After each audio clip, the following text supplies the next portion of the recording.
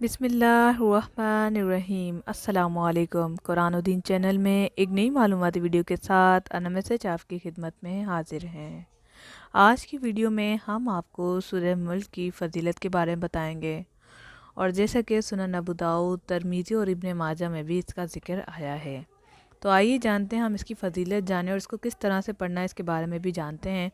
तो वीडियो को मुकम्मल वॉच करें। इसके साथ ही अगर अभी तक आपने हमारा चैनल कुरान और दीन सब्सक्राइब नहीं किया तो सब्सक्राइब कर लें और बेल को लाजमी प्रेस करें ताकि आपको मिले हमारे आने वाली तमाम लेटेस्ट वीडियोस नोटिफिकेशन में सबसे पहले।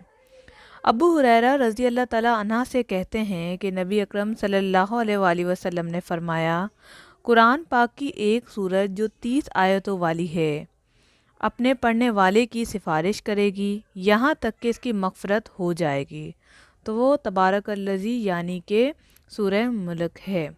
सुनन अबू दाऊद 1400, सुनन तिरमिज़ी 2891, सुनन इब्न माजा 3786।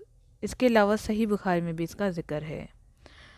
रोज़ाना रात को सोने से पहले सूरह मुल्क को लाजमी पढ़कर सोया करें। इंशाअल्लाह ताला अल्लाह रब्बुल इज़्ज़त हम सब का हामी और नासिर हो।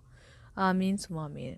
तो ये 30 आयतों की सूरत जो है सिफारिश का ज़रिया बनेगी। मगरिब के बाद, इशा के बाद इसका एहतमाम करना शुरू कर दें और जो लोग पढ़ते हैं आप उनसे पूछें कि उन्हें कितना सुकून मिलता है।